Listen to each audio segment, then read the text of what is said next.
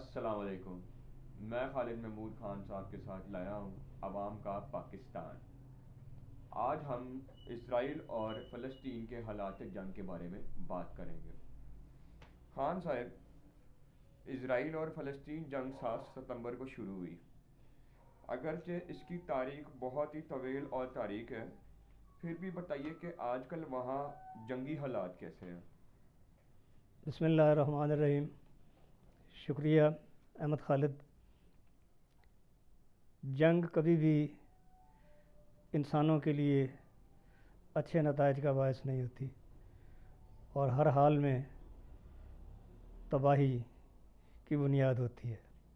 ہاں، اس میں لوگوں کی انا کی تسلی ہوتی ہے کہ وہ جیت گئے، یہ تسلی ہوتی ہے کہ دشمن ہار گئے۔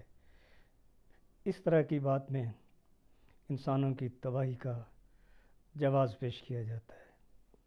آپ کے سوال کے دو حصے ہیں، ایک تو یہ کہ فلسطین یا فلسطینیوں میں یا ان کے ساتھ کیا ہو رہا ہے، دوسرا یہ ہے کہ اسرائیل میں کیا ہو رہا ہے اور اسرائیلیوں کے ساتھ کیا ہو رہا ہے۔ اس میں پہلے اسرائیلیوں کی بات کروں گا کہ اسرائیل میں حماس کے متعلق کہا جاتا ہے کہ انہوں نے خفیہ داخلہ کیا ہے۔ میرا خیال ہے کوئی 2007-2008 کے بعد کچھ خاموشی، کچھ لڑائی جھگڑا، کچھ فساد، کچھ قتل و غارت اسرائیل اور فلسطین کے درمیان ہوتی رہی، لیکن فلسطینی اپنے مستقبل کو دیکھتے ہوئے، یہ سوچتے ہوئے کہ وہ کیا کر سکیں گے کیا نہیں، تو وہ تیاری کرتے رہے اور انہوں نے اس حد تک بات کو پہنچایا کہ حماس نے اسرائیل کے اندر داخل ہونے کا فیصلہ کر لیا اور یہ وہ کر گزرے۔ دوسری بات یہ ہے کہ وہ کس طرح گئے ہوں گے، وہ بڑی زیادہ ٹیکنالوجی کی بات نہیں ہے، نہ مشکل بات ہے۔ ایک تو ان پہ شک کیا جاتا ہے کہ انہیں زیر زمین سرنگیں بنائی تھی اور ان سرنگوں کے ذریعے اسرائیل میں داخل ہو گئے تھے، یہ مشکوک بات ہے، اس کا کوئی ثبوت فراہم نہیں کیا جا سکتا۔ دوسری بات یہ تھی کہ انہوں نے چھتریاں بنا لی تھیں جن کو گلائیڈر کہتے ہیں، گاڑیوں میں فٹ کر لی تھیں، ان کے ساتھ بیٹھ کر لوگ اسلحہ لے کر نیچی پرواز کرتے ہوئے اسرائیل میں داخل ہوئے۔ تیسری بات یہ تھی کہ غزہ کی پٹی میں تقریباً 45 کلومیٹر لمبائی اور مجموعی طور پہ کوئی 270 کلومیٹر مربع کلومیٹر وہ جگہ ہے جس پہ فلسطینیوں کی آبادیاں ہیں، اور بہت گھنی آبادی، اس لیے کہ ان کو اکٹھا کر کے ایک جگہ پہ اسرائیلیوں نے جمع کر دیا ہے کہ جگہ جگہ وہ پھیلے ہوئے نہ ہوں اسرائیل میں۔ وہاں پہ ان کو یہ شکوک و شبہات ہیں کہ اس آبادی نے فلسطین کے مجاہدین اور افواج کو یا اسلحہ کو چھپنے کی، چھپانے کی اور چلنے کی، چلانے کی گنجائش پیدا کی۔ اس سے اسرائیل کا کافی بڑا نقصان ہوا ہے۔ ان کو متعلق کہا جاتا ہے کہ لا علمی میں یہ سب کچھ ہوا ہے، مگر میں یہ بات ماننے کو تیار نہیں ہوں کہ وہ اس صورتحال سے لا علم تھے۔ فلسطین ان کا ایک ایسا دشمن ہے جو ہمیشہ سے ہے، اور فلسطین کا اسرائیل ایک ایسا دشمن ہے جو کبھی دوست نہیں ہو سکتا۔ اس بات کو پیش نظر رکھتے ہوئے میں یہ نتیجہ اخذ کر سکتا ہوں کہ ہر دو فریقین ایک دوسرے سے خوف زدہ بھی تھے اور ایک دوسرے کے خلاف کارروائیاں بھی کر رہے تھے۔ جہاں تک جنگی حالات کی بات ہے تو بارود بے شمار چل رہا ہے۔ فلسطینی اپنا بنایا ہوا اسلحہ چلا رہے ہیں، ان کو کچھ بیرون ممالک سے بھی امداد فراہم ہو رہی ہے۔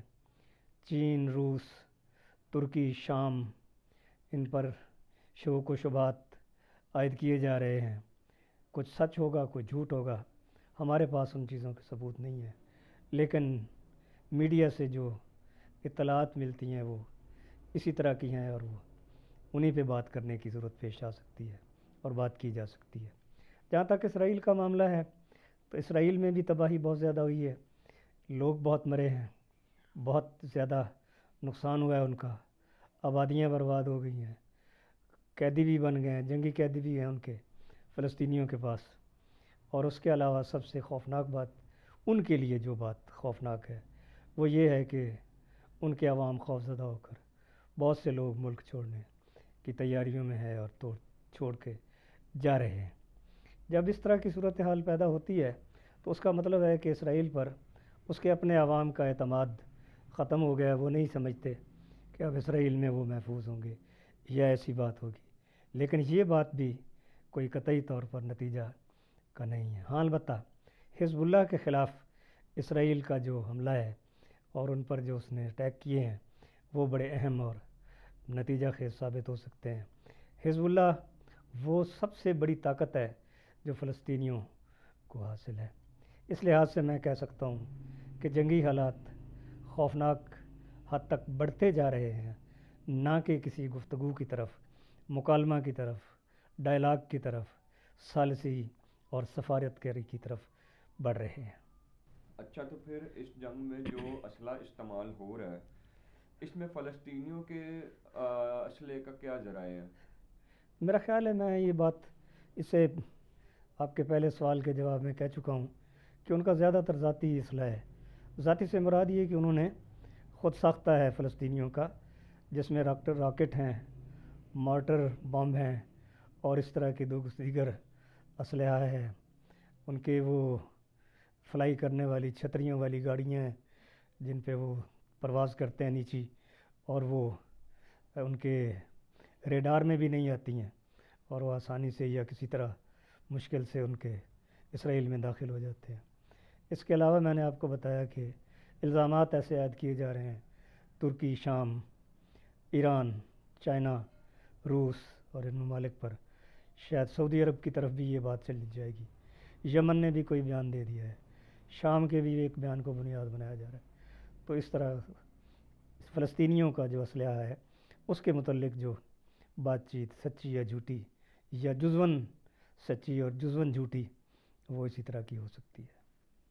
اچھا، تو پھر یہ بتائیں جو اسلحہ اسرائیل استعمال کر رہا ہے اس کے کیا ذرائع ہیں؟ دیکھیے، اسرائیل کے اسلحہ کی بات کرتے ہوئے ہم یہ نہیں کہہ سکتے کہ وہ راکٹ بنا رہے ہیں، موٹر بم بنا رہے ہیں۔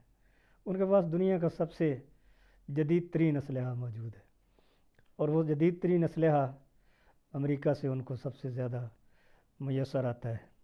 ابھی 2 دن پہلے، آج 12 تاریخ ہے، یعنی 10 تاریخ کو جو بائیڈن نے اعلان کر دیا تھا کہ ہم اسرائیلیوں کی مکمل طور پر ان کے ساتھ کھڑے ہیں۔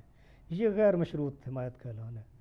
ان کے بحری بیڑے، ان کے جنگی جہاز اور ان کی توپیں اور ان کے گن، ان کا بارود اس قدر زیادہ سوفسٹیکیٹڈ اور کامیاب ہے کہ دنیا میں ابھی تک تو اس کی مثال کوئی پیدا نہیں ہوئی۔ دوسرے یہ ہے کہ اسرائیل کو اسلحہ سے مراد توپیں اور بم دینا نہیں ہے، بلکہ زیادہ تر ہوائی جنگ یا ہوائی ذرائع میسر کرنا ہے، جن میں ان کے جنگی جہاز ہیں۔ تو ان کے امریکہ کے بحری بیڑے تو اسرائیل کو مدد کے لیے پہنچانے کے لیے وہاں پہنچ ہی رہے ہیں، اور وہ فائرنگ بھی کر رہے ہیں، پروازوں میں جا کے بمباری بھی کرتے ہیں، بلکہ ان کی بمباری کو تو کارپیٹ بامبنگ بھی کہا جاتا ہے۔ اگر آپ انٹرنیشنل میڈیا پہ فلسطین میں عمارتوں کی تباہی کا حال دیکھیں تو کارپیٹ بمبنگ کا یقین آنے لگتا ہے۔ میں ایک اور ایشو کی طرف آپ کی توجہ دلانا چاہتا ہوں کہ مجموعی طور پہ جو ان کی بیسز ہیں، ملٹری بیسز ہیں امریکہ کی، وہ تقریباً 750 ہیں، جن میں سے 121 جاپان میں ہیں، 119 جرمنی میں ہیں، 73 کوریا میں ہیں، اور اس طرح ملا جلا کے مجموعی طور پہ ان کی 750 ایئر بیسز ہیں، ملٹری بیسز ہیں، جہاں سے وہ فلسطین پر ہر جگہ سے حملہ کر سکتے ہیں۔ روس اور امریکہ کے مقابلے میں چائنا کی صرف کوئی 25 یا 30 ملٹری بیسز ہیں، اور وہ زیادہ اثر انگیز ثابت نہیں ہو سکتی۔ ویسے بھی چائنا کا اپنا ایک انداز ہے، طریقہ کار ہے، اس طرح کسی کی جنگ میں کود جانا شاید وہ اس کے طرز عمل کا حصہ نہ ہو۔ تو جنگ میں استعمال ہونے والے جو اسلحہ کے متعلق آپ تو ایسے بات کرتے ہیں جیسے آپ کے اپنے اسلحہ کے کارخانے ہوں۔ خیر، ہمیں یہ بتائیں کہ آپ جو اسلحہ بناتے ہیں وہ کیا کیا ہے؟ دیکھیے، مجھے اللہ تعالیٰ نے کتابوں کا اصلہ پیدا کرنے کے لیے پیدا کیا تھا۔ میں محبت کا گیت گا سکتا ہوں، میں لوگوں کے لیے امن کا نغمہ گا سکتا ہوں۔ میری کتاب مطالعہ کے لیے ہو یا لکھنے کے لیے ہو یا بچوں کے لیے ہو، بڑوں کے لیے ہو، امن کا پیغام دیتی ہے۔ آپ ازراہ مذاق لوگوں کو خوش کرنے کے لیے میرے اوپر ایک آدھ جملہ کس دیتے ہیں، میرے لیے تو یہ بھی خوشی کا باعث ہے۔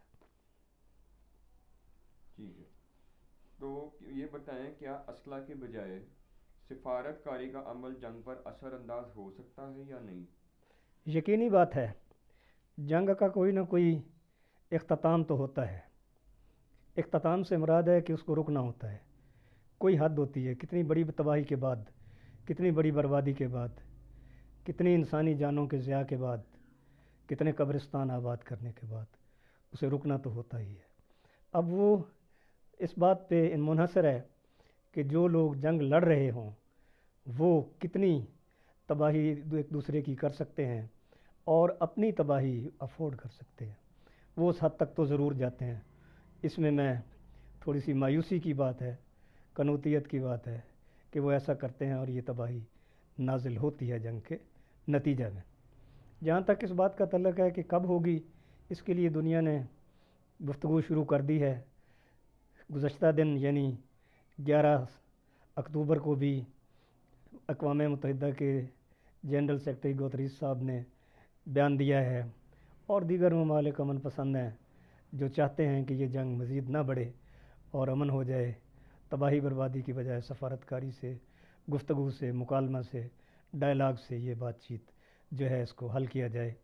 یہ میں ضرور اس حد تک ایگری کرتا ہوں کہ یہ سفارت کاری بھی آسان عمل نہیں ہے، جس طرح کہ جنگ مشکل عمل ہے۔ صحیح ہے، تو پھر عرب سرزمین پہ اسرائیل کی موجودگی کا کیا جواز ہے اور اس سے فلسطینیوں کو کیا اعتراض ہے؟ یہ اس کے پیچھے اگر پس منظر میں جائیں تو اس کی بہت لمبی تاریخ ہے، لیکن میں اس تاریخ میں جانے کی بجائے اس تاریخ کے 2 نتائج آپ کے سامنے پیش کر دیتا ہوں۔ ایک تو یہ ہے کہ یہودی قوم اپنے طرز عمل اور ثقافت، رہن سہن، اپنے اقلیت ہونے اور اقلیت ہونے کی وجہ سے آپس میں بہت گہرا تعلق اور پراسرار زندگی بسر کرنا، اس طرح کے رویوں کو دنیا کے آزادی پرست یا روشن خیال لبرل اور جمہوریت کے قائل ممالک اپنے ملکوں میں اس طرح کے لوگوں کو جگہ نہیں دے سکتے، باوجود ہے کہ یہ لوگ بہت کامیاب ہیں، ذہین ہیں، بہت ہی تجزیہ کرنے والے لوگ ہیں، ایجادات کرنے والے لوگ ہیں، بہت خوبیوں کے مالک ہیں، لیکن اگر وہ خوبیاں انسانوں کے خلاف ہوں اور انسانوں کے حق میں نہ ہوں تو پھر وہ خوبیاں اپنے علاقوں میں جہاں بھی ہوں گی نقصان کا باعث ہوں گی۔ دوسری بات یہ ہے کہ اسرائیل کو عرب علاقے میں لانے کا ایک جواز تو انہوں نے یہ بنایا کہ حضرت موسیٰ علیہ السلام کی سرزمین ہے۔ اس بات میں تو کوئی شک نہیں ہے، یہ اگر حضرت موسیٰ علیہ السلام کی سرزمین ہے تو حضرت ابراہیم علیہ السلام کی سرزمین بھی یہی تھی، اور موسیٰ علیہ السلام کے بعد عیسیٰ علیہ السلام کی بھی، اور اس کے بعد ہمارے نبی اکرم صلی اللہ علیہ وسلم کی سرزمین کا مجموعی طور پہ یہی علاقہ بنتا تھا۔ لیکن وہ کہتے ہیں کہ مسلمان یہودیوں کا تعلق موسیٰ علیہ السلام کی سرزمین سے تھا، ان کے مذہب سے تھا، یہ ان کے ماننے والے ہیں، اور انہوں نے دنیا میں دکھ بھی بڑے اٹھائے ہیں، مصیبتیں بھی بڑی اٹھائی ہیں، ہجرتیں بھی بڑی اٹھائی ہیں۔ ان کے متعلق تو یہاں کا تک کہا جاتا ہے کہ جب انہوں نے ہجرت کی اس کی مصر سے، تو یہ لوگ کوئی 70 برس تک دنیا کے نقشے سے غائب رہے۔ یہ دنیا کے نقشے سے غائب نہیں رہے تھے، بلکہ ایسے صحراؤں میں، میدانوں میں یا ویرانوں میں بھٹک چکے تھے جہاں سے دوسری دنیا کو ان کی کوئی خبر بھی نہیں ملتی تھی۔ آخر میں یہ بات بتانا چاہتا ہوں کہ ان کو عرب علاقوں میں لانے کا مقصد یہ تھا کہ جس طرح وار سینٹر بنائے جاتے ہیں، جیسے اب آج کل یوکرائن ایک وار سینٹر ہے، افغانستان اب تک وار سینٹر رہا ہے، اور مجھے یہ اندیشہ ہے کہ یہ پھر بھی وار سینٹر کے طور پہ کام دے گا۔ اسی طرح شام کو جو ہے اندرونی جنگ، خانہ جنگی کی بنیاد بنا کر بیرونی طاقتوں نے برباد کر کے رکھ دیا ہے۔ اس طرح یہ جو وار سینٹر بنتے ہیں، یمن ایک وار سینٹر رہ چکا ہے. یہ جو وار سینٹر بنتے ہیں یہ بڑی طاقتوں کے کام آتے ہیں. ان علاقوں میں ان کی موجودگی کوئی جگہ فراہم کرتے ہیں, وہاں پر اثر و رسوخ پیدا کرنے کے لیے ماحول پیدا کرتے ہیں. اور بڑی طاقتیں نہ صرف اپنے ملکوں میں بڑی ہوتی ہیں بلکہ وہ ساری دنیا پہ حکومت کرنے کی اور برتری ثابت کرنے کی اہل بھی ہو جاتی ہیں. اس لحاظ سے ان کو لے کر آنا عرب علاقوں میں ایک مقصد یہ بھی تھا کہ ان کو امریکیوں کو اور ان کے اتحادیوں کو, جن میں خاص طور سے برطانیہ اور دیگر بر اعظم کینیڈا آسٹریلیا وغیرہ ہو سکتے ہیں, ان کا مقصد یہی تھا کہ اس علاقے میں بھی ایک بڑا وار سینٹر ہو. میری اس بات چیت سے ایسا بھی لگ سکتا ہے کہ شاید میں چاہتا ہوں کہ امریکہ کے خلاف اسرائیلی سوچنا شروع کر دیں کہ ہمیں اس جگہ پر بٹھا کر بربادیوں کا سامان بنا دیا گیا. میری یہ مراد ہرگز نہیں ہے. میں تو یہ عرض کرتا ہوں کہ جس کا جو حق ہے, عرب موسیٰ علیہ السلام سے پہلے بھی عرب تھے, عرب عیسیٰ علیہ السلام سے پہلے بھی عرب تھے. اگر ان کا کوئی حق نہیں ہے تو پھر کسی اور کا کیسے کوئی حق ثابت ہو سکتا ہے؟ حقوق دینے ہیں تو جمہوری طریقے سے, روشن خیالی سے, اخلاقیات سے اور ایتھکس کے دیے جا سکتے ہیں. اس کے علاوہ کوئی اور نئی سفارتکاری نہیں ہو سکتی. پھر بھی میں دعا کرتا ہوں کہ بہت ہی اچھی سفارتکاری ہو دنیا بھر میں, لوگ اپنے ایمان کو پیش نظر رکھیں, انسانوں کی جان کی حفاظت کے لیے ایسا اہتمام کریں کہ اسرائیلی ہوں یا فلسطینی ہوں, قتل عام کی بجائے ان کی زمینوں کی تقسیم امن سے ہو جائے اور لوگ اپنی زندگی خود جئیں. بالکل, بہت اچھی بات کی آپ نے. اچھا تو یہ بتائیں, فلسطین اسرائیل کی صدیوں پر مبنی نفرت کا مرکز عرب سرزمین کیوں ہے؟ یہ وہی بات میں نے جو ریپیٹ کرنی کی ضرورت پڑے گی کہ ماضی میں اس کو یہ کہا جاتا تھا کہ جی اسرائیلی جو ہیں ان کا تعلق اس علاقے سے تھا موسیٰ علیہ السلام کے حوالہ سے اور یہودیت ان کے دین کے حوالہ سے. تو پھر یہ بھی کہا جا سکتا ہے کہ موسیٰ علیہ السلام کی نسل حضرت اسحاق علیہ السلام سے تھی اور اسحاق علیہ السلام کی نسل ابراہیم علیہ السلام سے تھی, ابراہیم علیہ السلام کی نسل اسماعیل علیہ السلام کی طرف گئی اور وہاں سے حضرت محمد صلی اللہ علیہ وسلم. اس طرح تو یہ درخت کی شاخوں کی طرح تھی اور ان کی موجودگی کو نا انکار کیا جا سکتا ہے, لیکن یہ نہیں ہو سکتا کہ کسی کو دوسرے پر بڑا حق دے دیا جائے. ایک بات ضرور سمجھ آتی ہے کہ عرب اس علاقہ میں ہمیشہ رہے ہیں اور سب سے زیادہ طویل زندگی عربوں کی ہے, وہ خواہ مسلمان تھے یا یہودی تھے. اس وقت اسرائیل میں جو تباہی ہے وہ فلسطینیوں کے ساتھ ساتھ عربوں کی ہے, قطع نظر اس سے کہ وہ کیا ہے. امید ہے آپ سب لوگوں کو یہ ویڈیو بہت اچھی لگی ہو. دیکھتے رہیے عوام کا پاکستان. شکریہ اور اللہ حافظ.